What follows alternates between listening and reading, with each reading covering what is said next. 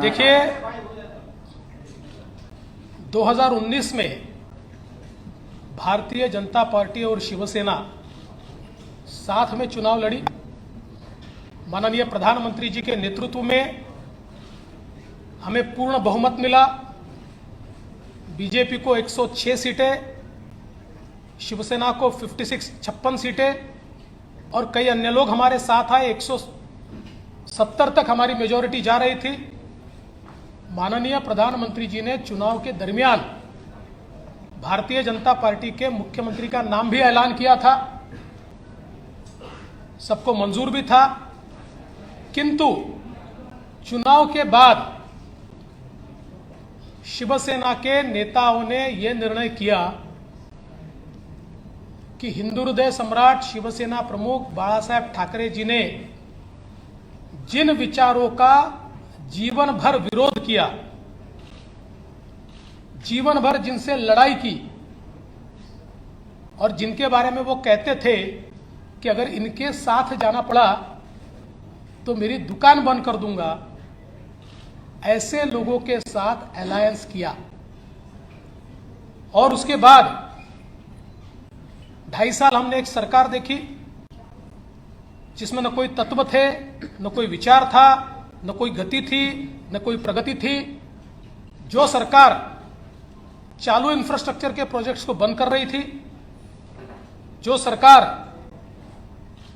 लगातार भ्रष्टाचार के आरोपों से लिप्त थी, जिस सरकार के 2 मंत्री मनी लॉन्ड्रिंग में जेल में गए, दाऊद के साथ रिश्ते, इसका आरोप मंत्री पर लगा, बावजूद उसके जेल में जाने के बाद भी उनको मंत्रिमंडल से हटाया नहीं गया। तो एक प्रकार से पथभ्रष्ट ऐसी सरकार भारतीय जनता पार्टी ने, जिसको लगातार विरोध किया, ऐसी सरकार शिवसेना के माननीय उद्धव जी के नेतृत्व में कांग्रेस एनसीपी की सरकार चली। और इस सरकार के चलते शिवसेना के विधायकों में बड़ा रोष था। उनको लगता था वापस वोट मांगने जाना है, और आज तक जो बातें कही उसके विरोध में काम हो रहा है। जिनके खिलाफ जिंदगी भर लड़े उनके साथ बैठे, वोट कैसे मांगेंगे। साथ ही में उनकी कॉन्स्टिट्यूएंसी में उनके खिलाफ जो हारा उसको पैसा मिलता था, फंड्स मिलते थे, और ये सारी चीजों से एक बड़ा अंद्रेस था। और उसके चलते श्री एकनाथ शिंदे जी के नेतृत्व में शिवसेना के विधायकों ने एक ही मांग की कि कांग्रेस एनसीपी के साथ हम नहीं रह सकते और ये गठबंधन तोड़ा जाए। किंतु उनकी मांग मंजूर नहीं हुई। माननीय उद्धव जी ने हिंदुत्व छोड़ दिया, विचारों को छोड़ दिया, और अपने विधायकों से ज्यादा कांग्रेस और एनसीपी की बात दिल को लगाकर रखी और उन्हें ही महत्व दिया। इसके चलते इन विधायकों ने अपनी आवाज बुलंद की। मैं इसको बगावत नहीं कहूंगा, ये आवाज बुलंद की, और आवाज बुलंद करके इन विधायकों ने ये कहा कि आप बाहर निकलिए, नहीं तो हम इनके साथ नहीं रहेंगे।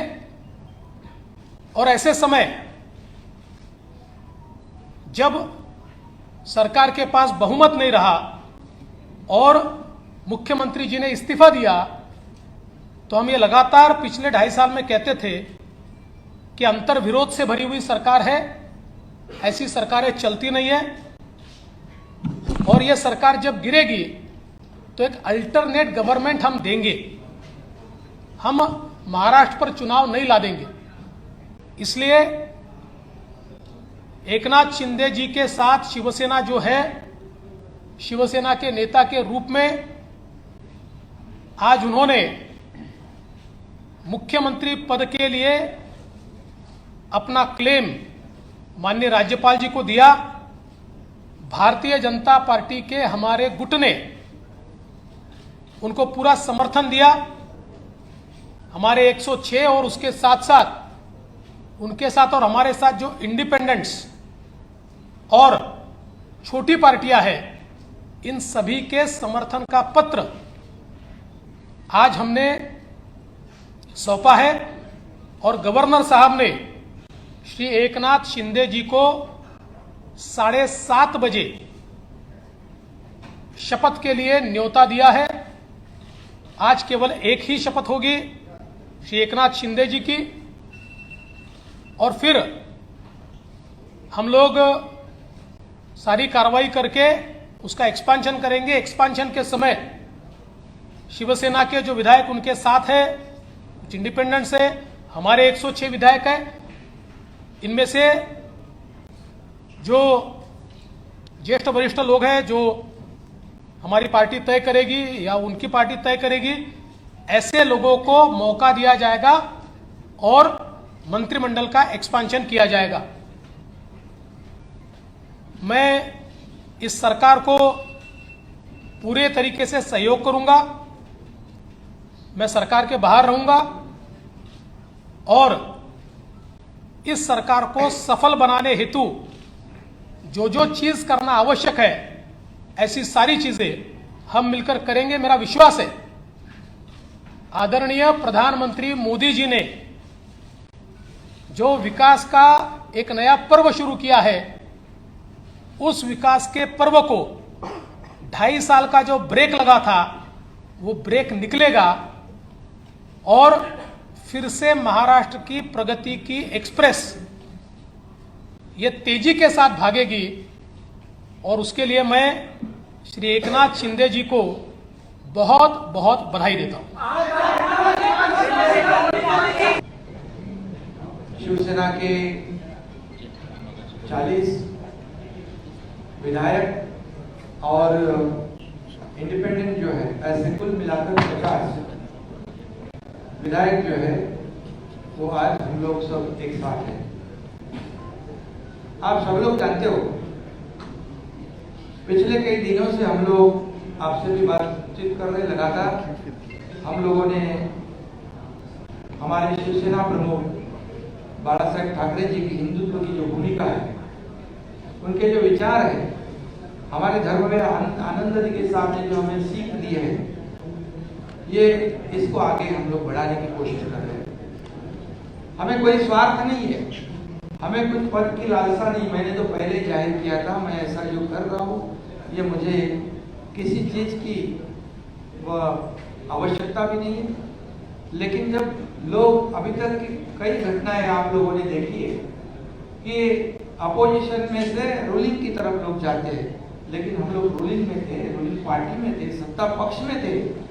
मैं भी नगर विकास मंत्री, मेरे साथ कई मंत्री और कई विधायक जो 50 की संख्या में है, ये सब 50 लोगों ने एक वैचारिक भूमिका लेकर इस राज्य के हित की बात, इस राज्य के विकास की बात, और जो उनके चुनाव क्षेत्र में दिन प्रतिदिन जो समस्याएं खड़ी हो रही है, कल चुनाव में जितना मुश्किल हो जाएगा, ये ध्यान में रखते हुए जो महाविकास आघाड़ी सरकार में जो अन्य पक्ष है, मैं किसी के ऊपर आज टिप्पणी नहीं करूंगा, लेकिन अन्य पक्षों के माध्यम से उनके चुनाव क्षेत्र में जो कठिनाई पैदा हो रही है, उनको जो प्रॉब्लम खड़ी हो रहे हैं, और भविष्य में उनका जो मतदाता है, जिन्होंने उनको चुन के दिया है, उनके लिए वो कुछ कर नहीं पाए, तो चुनाव कैसे लड़े, उनको कैसे फेस करे, ऐसी दुविधा में वो सब पड़े थे।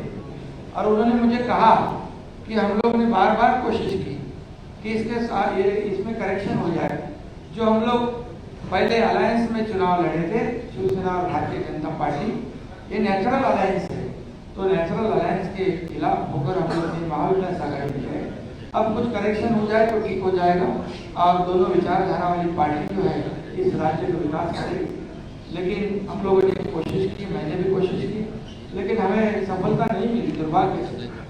और इसलिए ये जो कदम उठाया है, ये किसी को मंत्री या किसी को, क्योंकि मंत्री हम लोग थे, किसी को कुछ पाने के लिए ऐसा नहीं हुआ। ये निर्णय जो हुआ है, एक आइडियोलॉजी की बात है। ये बाला साहब ठाकरे जी की हिंदुत्व मुद्दों की बात है और इस राज्य के विकास की बात है, इसे हम एजेंडा आगे लेके जा रहे थे। और आज मैं धन्यवाद दूंगा, देवेंद्र जी ने अभी यहाँ पर कहा कि हम लोग बाला साहब ठाकरे जी के शिव सैनिक को समर्थन दे रहे हैं। ये उनके दिल का बहुत बड़प्पन है। ऐसा कभी कोई करता नहीं जिसके पास 120 विधायक है, जिसके पास 120 विधायक होने के बावजूद ऐसा कोई ग्राम पंचायत और नगर सेवक का पद भी नहीं छोड़ता है। ये तो मुख्यमंत्री पद है और ये आज उन्होंने शिवसेना प्रमुख बाला साहब ठाकरे जी के सैनिक को एक सपोर्ट किया है। इसलिए मैं आदरणीय पंतप्रधान नरेंद्र जी मोदी साहब को धन्यवाद देता हूं, उनका आभार मानता हूं। वैसे ही मैं गृह मंत्री अमित जी शाह साहब को भी धन्यवाद देता हूं, उनका आभार व्यक्त करता हूं। जेपी नड्डा के अध्यक्ष, उनका भी धन्यवाद। और खास करके मैं देवेंद्र जी को धन्यवाद देना चाहता हूं, क्योंकि वो खुद भी इस पद को प्राप्त कर सकते थे, लेकिन उन्होंने कहा है मैं भले मंत्रिमंडल में नहीं, लेकिन मैं इस राज्य के विकास के लिए सरकार के साथ हूं। ऐसा जो इस राज्य में नहीं बल्कि देश में ऐसी मिसाल एक मिसाल होगी। और आज के जमाने में ऐसा करना मुझे नहीं लगता ऐसा कोई कर सकता है, और इसलिए मैं उनको धन्यवाद देता हूँ। उनके सभी सहयोगी जो है उनको भी धन्यवाद देता हूँ। इतना ही मैं कहूँगा, जो विश्वास भारतीय जनता पार्टी ने हमारे जो 50 विधायक हैं उनके ऊपर जताया है, आदरणीय पंतप्रधान महोदय जी ने, आदरणीय केंद्रीय गृह मंत्री महोदय जी ने, भारतीय जनता पार्टी के अध्यक्ष, उन्होंने जो विश्वास जताया है उसको निश्चित रूप से हम लोग सार्थ करने की कोशिश करेंगे। और जो 40 और 10-50 विधायक जो है उनके बलबूते पर ये हम लोग यहाँ तक लड़ाई लड़ी है, एक वैचारिक लड़ाई है।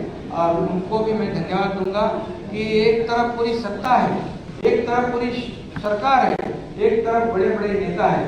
मैं तो उनके सामने एक छोटा कार्यकर्ता के रूप में मैं अपने आप को समझता हूँ, लेकिन 50 लोगों ने मुझ पर जो विश्वास और जो भरोसा जताया है उसे कभी भी मैं बिल्कुल तोड़ूंगा नहीं, उस पर खरोच भी नहीं मैं आने दूंगा।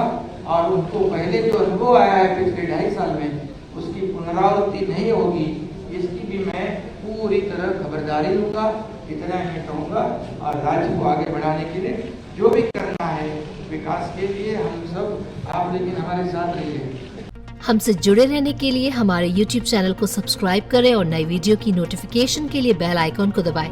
अगर आप ये वीडियो Facebook पर देख रहे हैं तो लाइक जरूर करें और ज्यादा से ज्यादा शेयर करें। धन्यवाद।